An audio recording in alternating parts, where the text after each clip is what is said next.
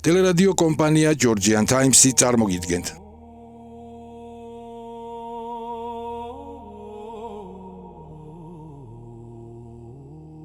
წმინდა შიო მღვიმელი.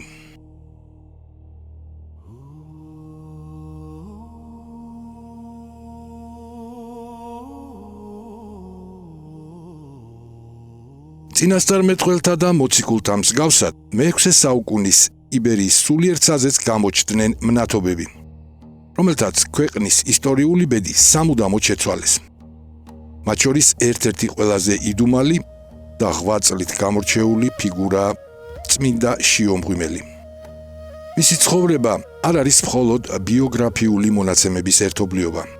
ეს არის დოკუმენტური ქრონიკა ადამიანისა, რომელმაც ხორციელი ბუნება სულიერ სიმტკიცეს დაუმორჩილა და უსიცოცხლო კლდეები ლოცვისა და განათლების უდიდეს კერად აქცია. წმინდა შიო დაიბადა სირიის ანტიოქიაში, ქალაქში, რომელიც იმხანად ქრისტიანული სამყაროს ერთ-ერთ უმნიშვნელოვანეს ინტელექტუალურ და სულიერ ცენტრს წარმოადგენდა. მისი მშობლები წარჩინებული აზნაურები იყვნენ, რომლებიც უფრო მეტად თავიანთი ღვთისმსახურებითა და კეთილშობილებით გამოირჩეოდნენ, ვიდრე მატერიალური სიმდიდრით. შიო მათი ერთადერთი ვაჟი იყო, მათი სიბერის ერთადერთი ნუგეში და დიდი გვარის მემკვიდრე. მშობლებმა შვილს საუკეთესო განათლება მისცეს. შიო ბავშვობიდანვე გატაცებით სწავლობდა ძველი და ახალი აღთქმის წიგნებს. ისტორიული წყაროები გადმოგცემენ, რომ 16 წლის ასაკში მას უკვე ზეპირად ცოდნია სახარება, პავლე მოციქულის ეპისტოლეები და ფსალმუნები. მისი გონება იმდენად იყო მოცული საღვთო სიტყვით, რომ დღეებსა და ღამეებს კითხვაში ატარებდა. მშობლები შვილის ჯანმრთელობაზე ზრუნით ხშირად ცდილობდნენ მისთვის წიგნების მორიდებას და დასვენებას თხოვდნენ, რაზეც ჭაბუკი შიო პასუხობდა: ჩემო კეთილო მშობლებო, რატომ მაშორებთ ღმერთზე ფიქრს? ვინც არ ფიქრობს უფლის ჯულზე, იგი შორსაა ზეციური სასუფევლისგან. ამ სიტყვებში უკვე ჩანდა მომავალი დიდი ასკეტის შეურყეველი ნება. 20 წლის ასაკში შიომ შეიტყო იმხანად განთქმული მოღვაწეს იოანეს შესახებ, რომელიც უდაბნოში მოწაფეებთან ერთად იმყოფებოდა. შიო ფარულად მივიდა მასთან. იოანემ, რომელსაც სულიერი ხედვის ნიჭი ჰქონდა, პირველივე შეხვედრისას სახელით მიმართა მას, რითაც ჭაბუკი განაცვიფრა. იოანემ წინასწარ განჭვრიტა შიოს მომავალი და თავის მოწაფეებს უთხრა: ეს ჭაბუკი უფლის მიერ იქნა გამორჩეული, იგი იქნება ანთებული სანთელი სასანთლეზე, რათა გაუნათოს ყველას. თუმცა შიოს მონაზვნური გზა ერთგვარ გამოცდას წააწყდა. მას მშობლების კურთხევა სჭირდებოდა. იოანემ დაამშვიდა იგი და იწინასწარმეტყველა, რომ მშობლები თავად აირჩევდნენ ბერულ ცხოვრებას. მართლაც შინდაბრუნებული შიო შეესწრო სასწაულს. ეკლესიაში სახარების კითხვისას მისმა მამამ მოისმინა სიტყვები: ვინც ჩემთან მოვა და არ შეიძულებს თავის მამას, ცოლსა და შვილებს, მას არ შეუძლია იყოს ჩემი მოწაფე. ამ სიტყვებმა იმდენად შეძრა მოხუცი მშობლები, რომ მათ თავად გადაწყვიტეს მონაზვნად აღკვეცა.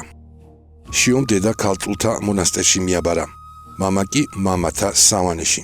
მთელი ქონება გლახაკებსა და მონასტრებს დაურიგა და თავად საბოლოოდ დაემოწაფა იოანეს. 20 წლის შემდეგ, როდესაც წმინდა იოანემ და მისმა 12-მა მოწაფემ ზეციური კურთხევა მიიღეს იბერიაში წამოსასვლელად, შიომ მათ შორის ერთ-ერთი რჩეული იყო. მე-6 საუკუნის შუა ხანებში ასურელი მამები მცხეთას მიადგნენ. კათოლიკოს ევლავიოს ანგელოზმა ამცნო მათი მოსვლის შესახებ. აქ მოხდა ისტორიული და სულიერი მნიშვნელობის მოვლენა. ასურელმა მამებმა, რომელთაც ქართული ენა მანამდე არ იცოდნენ, მყისვე აიდგეს ენა და ქართულად დაიწყეს საუბარი. ეს იყო მეორე 50-იანობა იბერიის მიწაზე, რამაც ხალხი განაცვიფრა და რწმენაში განამტკიცა. მცხეთაში სვეტი ცხოვლის თაყვანისცემის შემდეგ მამები ზედაზნის მთაზე დამკვიდრდნენ. თუმცა შიოს სული სრულ განმარტოებას ესწრაფოდა. იოანეს ზედაზნელმა აკურთხა მისი სურვილი და უთხრა, რომ იგი მამა გახდებოდა დიდი ლავრისა. შიო მცხეთის დასავლეთით მდებარე ადამიანისთვის მიუვალ, კლდოვან და მხეცებით აღსავსე ხევს მიაშურა. ხევი, სადაც შიო დამკვიდრდა, იმდენად უნუგეშო და მკაცრი იყო, რომ დასანახადაც კი აძრწუნებდა მნახველს. წმინდანი პატარა მღვიმეში დასახლდა, სადაც ყოველგვარი საზრდოსა და სასმლის გარეშე ატარებდა დღეებს. აქ მან უმძიმესი ბრძოლა გადაიტანა ბოროტსულებთან, რომლებიც მხეცებისა და ქვეწარმავლების სახით ცდილობდნენ მის დაშინებას. ერთხამის მღვიმე ზეციური ნათლით განადგა. შიოს თავად ყოვლადწმინდა ღვთისმშობელი და იოანე ნათლისმცემელი გამოეცხადნენ. ღვთისმშობელმა მას ზეციური საზრდო მისცა და უთხრა: შეჭამე, რაც ხელში გაქვს და ამიერიდან იმას შეჭამ, რასაც ზეციდან მიიღებ. ამის შემდეგ ყოველ დღე წმინდა შიოსთან მტრედს მოჰქონდა საკვები, ხოლო მშრალი კლდიდან ანგელოზის კვერთხის შეხებით სასწაულმოქმედმა წყარომ ამოხეთქა, რომელსაც დღემდე შიოს წრემლებს უწოდებენ. შიოს დაფარული მოღვაწეობა საჯარო გახდა ციხე დიდის მთავარ ევაგრეს მეშვეობით. ევაგრე, რომელიც ნადირობისას ხშირად ხედავდა მტრედს, რომელიც ბერისთვის საკვებს ეზიდებოდა, დაინტერესდა და იპოვა მღვიმეში მყოფი წმინდანი. ბერის ანგელოზებრივმა სახემ და სულიერმა საუბრებმა ევაგრე ისე შეცვალა, რომ მან უარი თქვა თავის დიდებაზე და მოისურვა ბერად შედგომა. შიომ ევაგრეს სიმტკიცე გამოსცა და მისცა თავისი კვერთხი და უბრძანა მტკვარში ჩაეყო. სასწაულებრივად მდინარე გაიპო და ევაგრემ იგი მშრალად გადალახა. ქონების დარიგების შემდეგ ევაგრე მონასტერში დაბრუნდა და შიოს პირველი მოწაფე გახდა. მალე მღვიმის ხევი ბერებით აივსო, როდესაც საძმო 25 კაცამდე გაიზარდა, მათ ეკლესიის აშენება მოისურვეს. შიომ საოცარი ნიშნით მიუთითა ტაძრის ადგილი. მან ხელის გულზე ცეცხლმოკიდებული ნაკვერცხლები დაიდო, რომელმაც კანიც კი არ დაუწვა. საკმეველი სვეტი, რომელიც ამ ცეცხლიდან აღიმართა, სწორედ იმ ადგილს დაადგა, სადაც დღეს იოანე ნათლისმცემლის ტაძარი დგას. მონასტრის გარშემო გამრავლებულმა მხეცებმა ბერების სახედრებს დაუწყეს ვნება. წმინდა შიომ ლოცვით შეკრიბა ყველა მხეცი და მათ უდაბნოს დატოვება უბრძანა. მხოლოდ ერთი მგელი დატოვა, რომელსაც სახედრების წყემსობა დაავალა. 6 წლის განმავლობაში მგელი მორჩილად ასრულებდა ამ დავალებას და ბერების პურის ნამცეცებით იკვებებოდა. ეს ფაქტი კიდევ ერთხელ ადასტურებდა, რომ სულიერად სრულყოფილი ადამიანი ბუნების პირველ ყოფილ ჰარმონიას აღადგენს. მიუხედავად იმისა, რომ მონასტერში ბერთა რიცხვი 2000-მდე გაიზარდა, შიოს სული კვლავ სრულ სიჩუმესა და განმარტოებას ესწრაფოდა. მან თავის ნაცვლად ევაგრე დაადგინა წინამძღვრად და ბერებს 160 თავის სწავლანი დაუტოვა.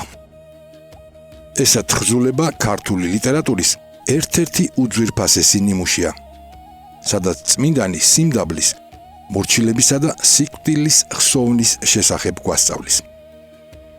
წმინდა შიომ მოისურვა სიცოცხლეშივე დამარხულიყო. მან აირჩია ღრმა, ბნელი მღვიმე, სადაც ჩავიდა და სიცოცხლის ბოლო წლები სრულ სიბნელეში, ლოცვასა და მარხვაში გაატარა. მისი სხეული ისე დაილია, რომ მხოლოდ ძვლები და ტყავი დარჩა, თუმცა მისი სული ღვთიური ნათლით იყო გაბრწყინებული. წმინდა შიომ წინასწარ იგრძნო თავისი აღსასრული. მან მოითხოვა წმინდა ზიარება და ხელაპყრობილმა უფალს სული ჩააბარა. მისი გარდაცვალების შემდეგ მღვიმე, სადაც იგი მოღვაწეობდა, მისავე საფლავად იქცა. წმინდანის სხეული ისეთივე საკვირმოქმედი აღმოჩნდა, როგორც მისი სიცოცხლე, მრავალი სნეული და ეშმაკეული იკურნებოდა მის საფლავთან შეხებით. წმინდა შიო მღვიმელის ღვაწლი საქართველოს ისტორიაში შეუფასებელია. მან არამხოლოდ დააარსა ერთ-ერთი უდიდესი სამონასტრო ლავრა, არამედ ჩამოაყალიბა განდეგილობისა და დაყუდების უმაღლესი სტანდარტი. შიო მღვიმის მონასტერი საუკუნეების განმავლობაში რჩებოდა ქართული კულტურისა და სულიერების მედგარ ბურჯად. დღესაც, როდესაც მომლოცველი იმ ხევის კლდეებსა და მღვიმეებს შეხურებს, გრძნობს იმ უხილავ ენერგიასა და მადლს, რომელიც მე-6 საუკუნეში ერთმა ანტიოქიელმა ჭაბუკმა თავისი ლოცვითა და ცრემლით დათესა. წმინდა შიომღვიმელი კვლავაც რჩება იბერიის ერთ-ერთ უდიდეს მეოხად და მფარველად ღვთისწინაშე. ტელერადიო კომპანია Georgian Times-ი გადაცემაზე მუშაობდნენ დამდგმელი რეჟისორი, პროდიუსერი, იდეის ავტორი მალხაზ გულაშვილი. სცენარების ავტორები ნოდარ მელიქიძე, მირზა ცხოიძე. მონტაჟისა და ხმის რეჟისორი ნოდარ მელიქიძე. გახმოვანება დავით ხვადაგიანი.